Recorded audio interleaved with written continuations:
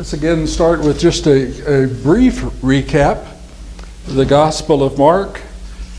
Mark is introducing the man, Jesus, primarily to the Gentiles.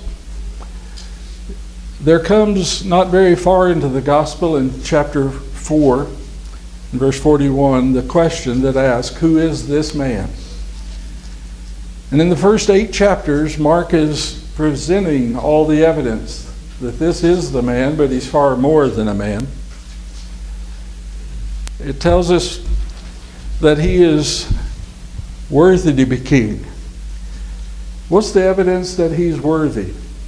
In the first 8 chapters, there's telling of more than 20 of Jesus' miracles and how the people reacted to them. There's only 2 reactions. Believe his word and the proofs of it so as to make Jesus your king.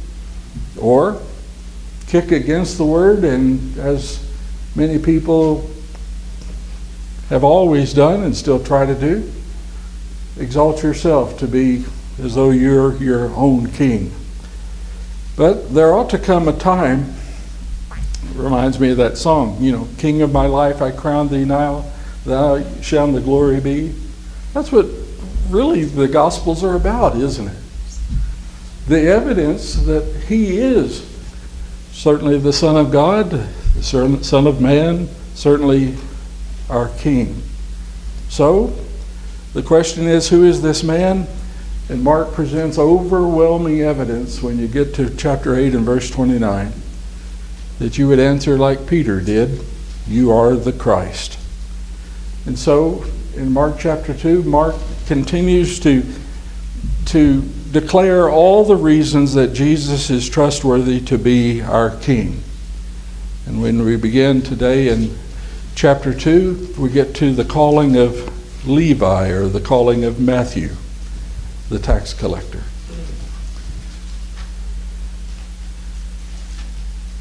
Probably no better evidence in 1:11. Pardon? No better evidence of who he was in chapter 1, verse 11. That's, to me, the definitive. Oh, absolutely. I mean, everything else without one is. It's interesting how that's arranged. It reminds you that Mark is not presented in chronological order. It's as it comes to mind. He's telling all this is, oh yeah, this happened and that, and really God preempted him there, didn't he? Right. You get the conclusion up front that God himself said, you are my son. Well, that's the truth, so Mark's going to present the evidence. And so in chapter 2 and verse 13 and 14, after the healing of the paralytic. Verse 13, and he went out again by the seashore, and all the people were coming to him, and he was teaching them. And as he passed by, he saw Levi, the son of Alphaeus, sitting in the tax booth, and he said to him, follow me. And he got up and followed him. Well, what are the scribes going to make of this? The same thing they make of everything that Jesus says and does. Everything he says and does is some reason to oppose him, or twisted to be some reason to oppose him. Calling a tax collector. Jesus is walking along the seashore. There's all these people walking along with him. And while they're walking together, he's teaching. Maybe he looks just beyond the crowd and there sees that tent or booth that Matthew's in. Calls out to him from a distance, follow me, and keeps going. What makes it interesting is Levi was probably pretty well-to-do. Very well-to-do. And so for him just to get up and follow, leaving everything he had. Yeah, I was thinking about it. Didn't take time to balance the book or to lock the cash box or anything. Yeah. Just gone.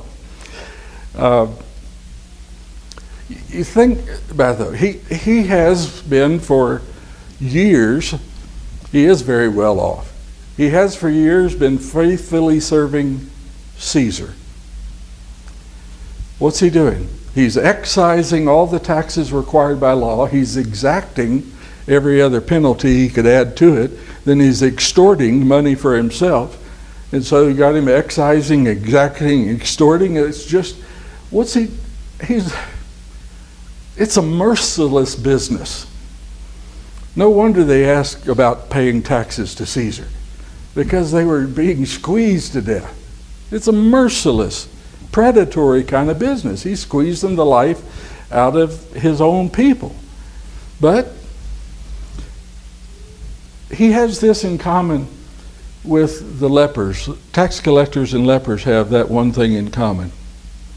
Nobody wants to be with them. They are outcast, and they can only associate with their own kind. So what's Jesus proving by calling him? He has come, sent by God, came to man to call all kinds of men. All kinds of people. And so it's the will of the Father to draw all classes of people to himself. And of course, Jesus will ultimately do so by his death on the cross. It's interesting how much is said in those two words, follow me. There's really a contract made there. Jesus said, follow me, and as Dan alluded to, how quick did he go? Boom, he said there, yes. He knew Matthew's heart, and he knew that he would follow him. And probably the same case of the other 11 apostles that he chose. But he chose each one of them for a reason, and that's really a good study on apostles and their personalities and how he called them. That he knew the heart of Matthew. And what's he displaying about, his own heart and God's heart? Yes. Other than Jesus and God knowing the heart, seeing the heart, what had Matthew already proven about his heart? By what he's already done. In Luke 7, verse 29-30, it talks about the tax collectors. They went out and heard the preaching of John in the wilderness. The tax collectors were baptized by John in the wilderness. Therefore, they were forgiven of sin. But Matthew's still in the tax booth. He's still collecting taxes. So what's Jesus calling him? He's already forgiven, but he's telling him, come out of that sin. Okay, you've been forgiven, but you're still extorting money from your own people. Come out of that. Yes, John. You know, we know what the Pharisees and the teachers of the law, what their idea was, but he's got a big group of people following him that probably were at that tax collector's booth. And then he says, you follow me. What were those people? Just the everyday person that was following Jesus and his teaching, and he's going along, and they're glancing over there, seeing that tax collector. They know they had to pay their taxes. He had just put the squeeze on them. Exactly. And then he says, you follow with my group of people here. What were they thinking? If you read on down there, when he's basically talking to the Pharisees and the law, keeping the law, it's probably the same thing that he was teaching those people. Sure it was. Yeah. It's the same thing, and they're understanding it because they accepted him. The Pharisees and the teachers of the law, they weren't accepting that. Well, it's like I mentioned earlier, there's only two responses to Jesus' message. You can receive what he said, trust it, make him your king, or you can continue to kick against it and refuse to.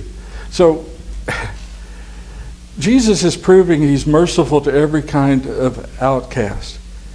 Again, Matthew didn't seem much concerned for making sure the money got to Caesar. He's just gone. But it's interesting. Matthew is a man without any friends, isn't he?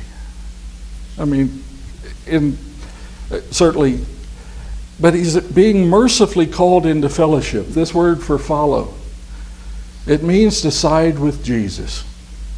Literally, come walk along by my side. So he's talking about fellowship. Follow me is also effectively a call to repentance. Change sides. You're still serving Caesar. You were baptized for this forgiveness of sin, but you still need to change side. Come over to the Lord's side. We know that he forsook all. In Luke 5, verse 28, he forsook all. Jeff and I were talking about this last week. If it turns out that Jesus is just a lunatic and a liar, Peter and Andrew, James and John, they can always go back to fishing, can't they? Matthew can't go back to that tax booth, can he? I mean, apart from Jesus, Matthew is a dead man walking. He can't go back. Yes?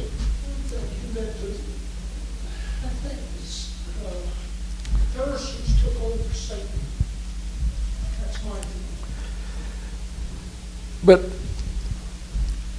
in one moment, he went from being financially rich to being destitute, to be dependent on a man whose reputation for healing had become well known. But just 2 words. Just 2 words. This is, when you talk about faith, faith, he's really talking about more than faith. He's talking about trust. He forsook his life, his service to Caesar. He had apparently heard enough about Jesus' giving new life that he's going to trust Jesus so as to forsake his past. And we've seen it happen twice so far in Mark chapter 2. First in the healing of the paralytic, and now in the calling of Matthew. Your Bibles will speak about either the words faith or the words belief. The word is pistuo. But it means literally trust that is based on proof. This notion that faith is just kind of this foggy thing that we come to have. No, it's trust based on evidence. And you think about those 6 men, the 4 plus the one they lowered down on the pallet, plus now Matthew.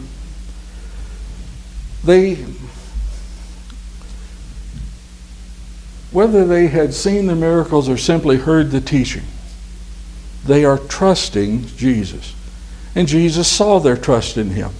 As you alluded to, June, he knows the heart. He saw that in them. Biblical trust is more than that inward feeling. It's more than that. I've often said it's logical, but I get some strange responses to saying it that way. But it really is. It's based on proof. And more so, for those who trust God, it's based on action. There's evidence of the faith. Nothing would get in the way of those 5 men coming to Jesus that day. And nothing's going to get in the way of Matthew coming to Jesus, to side with Jesus. And so, as Jesus' own brother, James, very well explains in James chapter 2, verses 18 through 20, where there is faith, there is action, isn't it? Or where there is faith, there is works. You don't have one without the other. If you're lacking one, you're lacking both. And so it can be seen. Action. You know, we often are reminded the demons believed, and they had plenty of reason. They had seen the proof. They knew it. But they didn't act on it. So it accomplished nothing. It's useless to believe in Jesus, but to not act accordingly. You can't say, oh, I believe in God, but, continue to do your own thing or do nothing. Yes, sir. You ever think about, we sit here and talk about the apostles being called, in this case, Levi is called and he gets up and leaves. I believe we experience the exact same thing. Because I remember, and I've talked to other people who said the same thing, the morning I went forward to be baptized, there was just nothing else I could do but go forward and be baptized. I mean, that consumed me. I couldn't even hardly sing the song because I'm going forward. And you had to have known the authority of Christ and the way the impulsion that he put forth. These people heard his voice and just went. I've talked about it. It's that inner impulse. Right. It's not like somebody's pushing you to go do it. You can't. It's that inner. You're going. Yeah. And when you know him, when you trust him, well, that's what you do. It's that trust is evident in that action. And so implied in this, and we've already touched on it a little bit, that somewhere along the way Matthew had repented of exacting and extorting money from his own people. And certainly we know that he was among those who were baptized by John. And so still, can't you imagine? He never would imagine that Jesus would actually call him to walk alongside him. I mean, all he knew was life as an outcast. And Jesus says, come out of that, follow me, repent of that, walk beside me. We're going to be friends. He's talking about fellowship. Matthew would have never expected that. Never had a close friend. But Jesus is exceeding his expectation. Well, then there's dinner at Matthew's house. You know, Matthew's responding to the call to walk alongside Jesus, and they walk together into Matthew's house. It says there were many disciples, there were many tax collectors. Jeff, you alluded to it already. How much tension do you think there was around that dining table? I mean, you're calling who here? You know. But let's remember, all those tax collectors had been baptized. But there's still, you know, particularly if there wasn't tension around the table inside the house, there certainly was right outside the door. Plenty of heartburn. You know, it's with the Pharisees, it'd be one thing for Jesus to walk along the seashore and to teach those who were tagging along with him and answering their questions for as long as he wants to tag, or they want to tag along with him. But to recline at table, I mean, it is picturing a fellowship meal. To the Pharisees, they're going to use that as proof that he is not the Son of God, that he is not fit to be their king. What's it say about their mindset? You know, they're merciless. They hardly will dine with their own, but to dine with tax collectors and sinners. But again, Mark is making the case that Jesus is much more than just a man. He's making a case for the true mission of Jesus, which is to call the sick, to know their need for healing, to know they are sinners, to call them into righteousness. So Matthew's the host of this. He's providing the food for all the other disciples and for the other invited tax collectors. You know, maybe some of them came to see just why on earth Matthew would give up such an important job. But again, Jesus called Matthew to follow me, and Matthew's doing the same to all those folks in his house. You know, it's this matter of action. He's doing the same. Matthew forsook all. What's Matthew understand? I mean, in the world's view, he had forsaken all. But Matthew understands that he gained far more than he forfeited. Far more. I mean, you've got friendship with Jesus, fellowship with Jesus.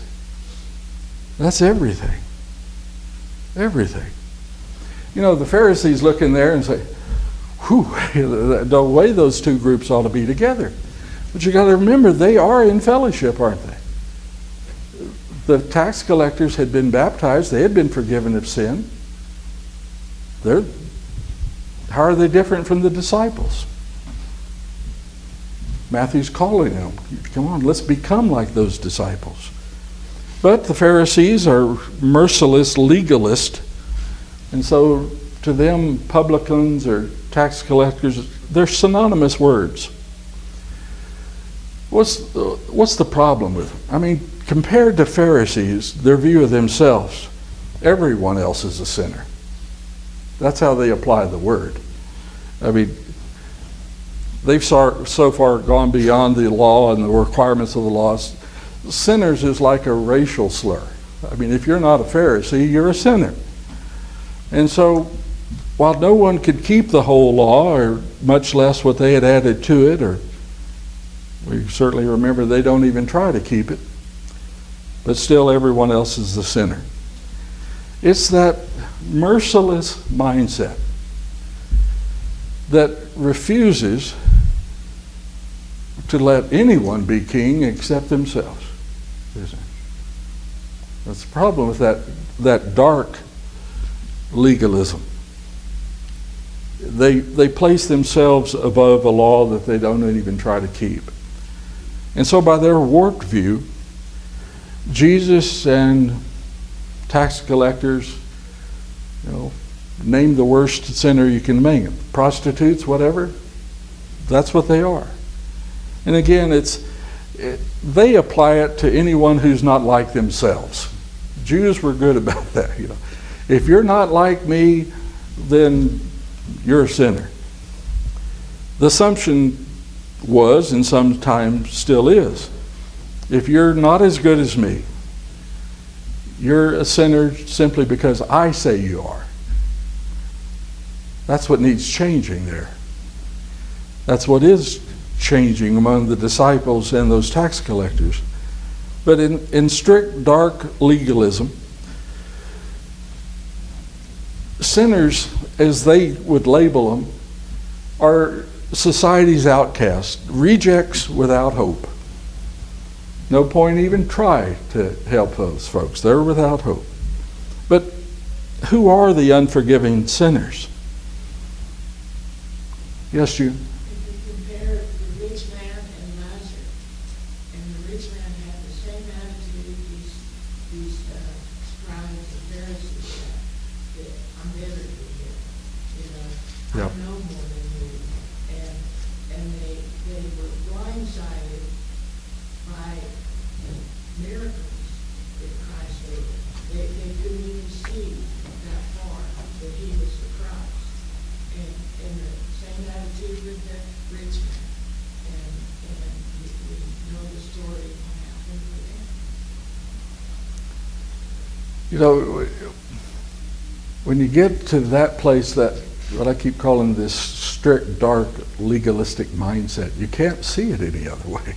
I mean, they really are in the dark by their own refusal to see it, and particularly their own refusal to humble themselves. And so it's all those in Matthew's house, those disciples and the tax collectors, had been baptized. So who is the sinner here? It's that rank hypocrisy of those men who are outside the house. Not eating at the table, verse 16. When the scribes of the Pharisees saw that he was that he was eating with sinners and tax collectors, they said to his disciples, "Why is he eating and drinking with tax collectors and sinners?" And hearing this, Jesus said to them, "It is not those who are healthy who need a physician, but those who are sick. And I did not come to call the righteous, but sinners." That's one of those things they can't respond to, isn't it? It's so amazing. Often when Jesus turns to ask them a question or says something like this, they really can't honestly respond to that. First off, as you alluded to, June, they can't even really understand the question. They really can't. But not eating at the table.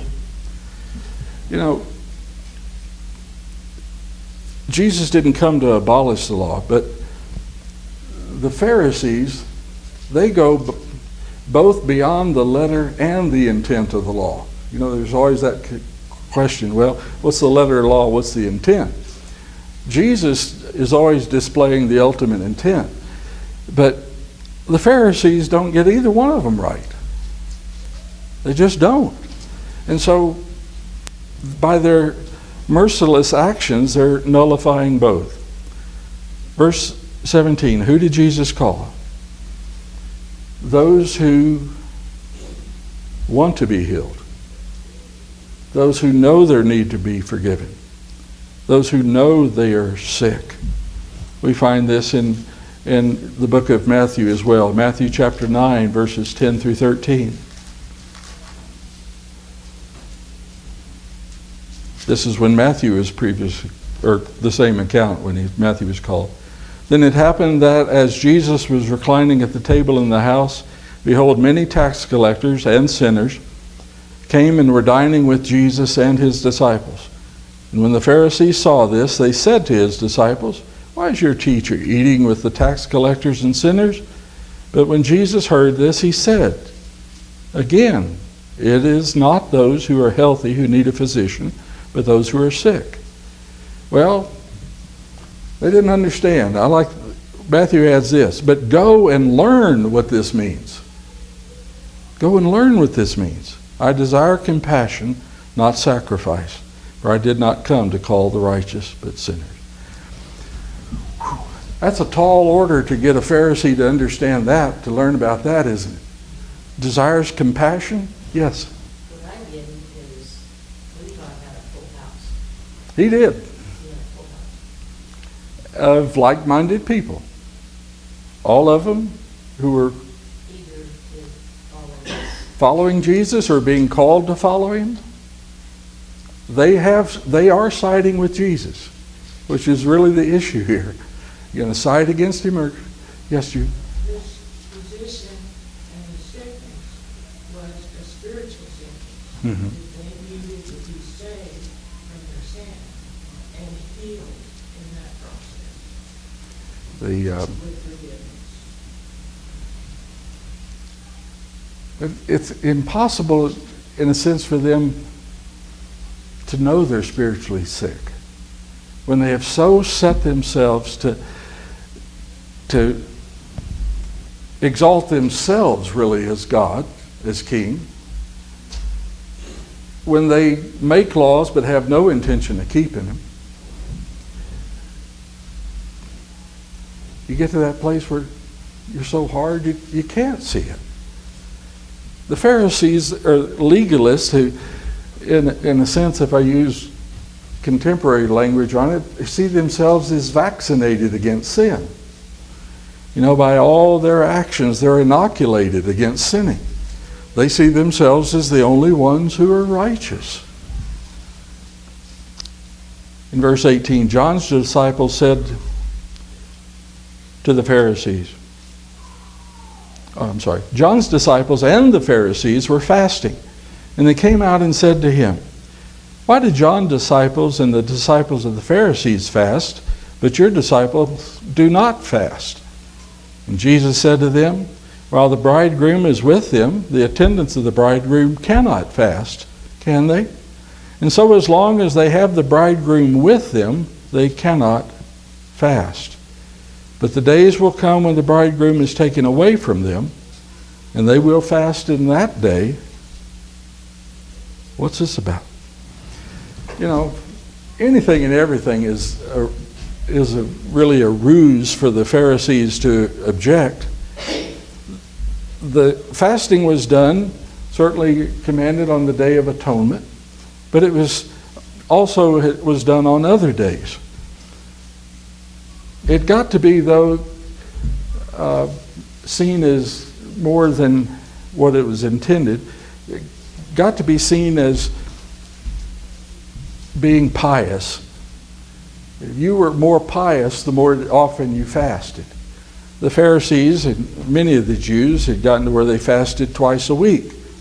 And if that is the way, by pious I mean more high-minded, more noble-minded, more in tune with God. So if you were high-minded, in tune with God by fasting twice a week, wouldn't it be better if we did it 3 times? Or 4? again, it's all about that show, about being seen as pious. And so, by fasting, more often than anyone else, again, that's where they get this notion, in a sense, that they're inoculated against sin. I mean, if you look righteous and everything you are seen doing is pious, well, you not only get to where you think you're of a higher mind than your fellow man, but you're a higher mind than God sometimes.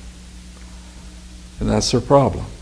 Now, fasting is worthwhile, of course, when the intention is appropriate. But from the beginning, Christianity never tried to impose fasting as some means of piety. Do you have something? Yeah, just have a question.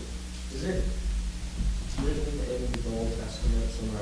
Like my memory bank is hitting somewhere I know on this, but I don't know for sure. Is it written somewhere as like a commandment, I guess, anyway, from God to fast here and there? Yep, there are certain, I'd have to look up the references myself, but yeah. Okay. The reason why I was bringing that up is just because, I know my personal experiences with fasting, how all that works. And when you are in a fasting state, you are more focused internally through your mind. Your mind is more focused when you're fasting. And that just makes me wonder if, because God knows all about us, the fact that He required that fasting as a way to focus more on Him and on His Word. Well, Jesus expected that His disciples will fast, Right. because He even talks about it. Matthew 6, verse 16 and 17. He says, when you do. I don't know why we don't more regularly practice that. I have only twice in my life, and I still remember what I gained from that experience. A very good lesson that I wouldn't have. So why don't I do it more often? I don't know. It's interesting that Fasting is not a command for us. No. Testament. The purpose of fasting is when you are in remorse. Maybe you're mourning for someone that has passed on. To clear your mind and say, okay, now this is where I'm at now in my faith. Building faith and taking time to pray. That's part of the fast, to clear your mind. Specifically, one time I did it for 2 days, and there was something that was weighing very heavily on me. I was trying to figure out a matter of what I should do or not do, and seeking for an answer, and I got it. In that time, it's not that I heard any voice audibly speaking to me, but in that time, I reasoned through what I know from the Bible, and the answer became apparent.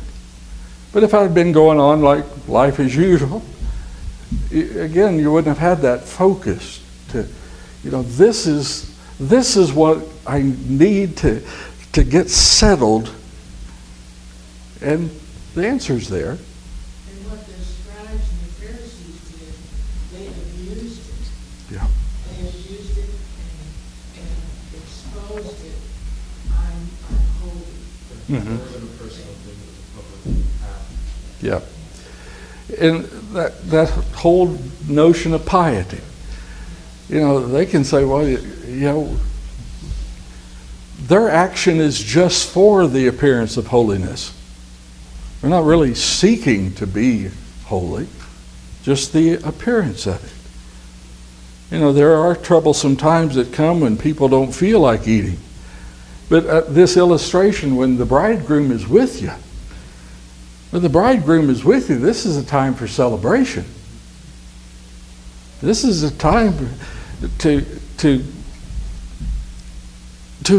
just enjoy, again, this calling to follow me.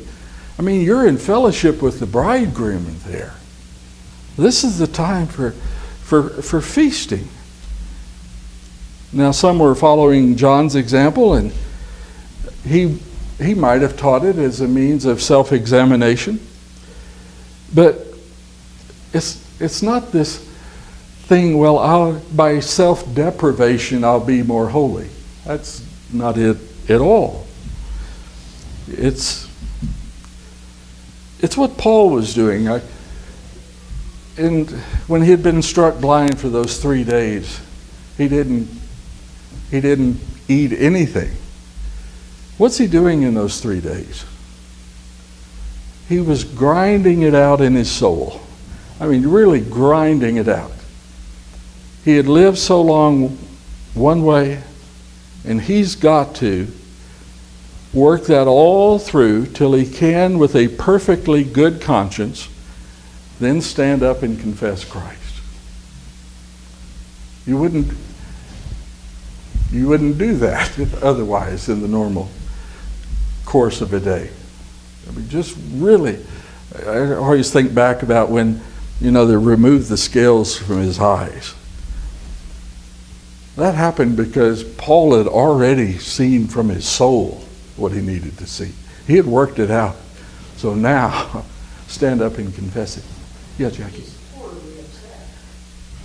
And it's like, you understand, in the morning, when you fast, when you're horribly upset, you don't eat. You're being totally honest with yourself. I've been there. Yep. Because I got a lot, like you said, grinding out. That's the best way I can describe it is, you think like chickens grinding out stuff in their gizzard. I mean, it's in the gut. You got to work this through the system. Your mind and your soul.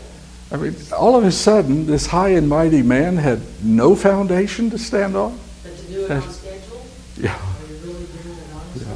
Your soul something? 2, 3 times a week?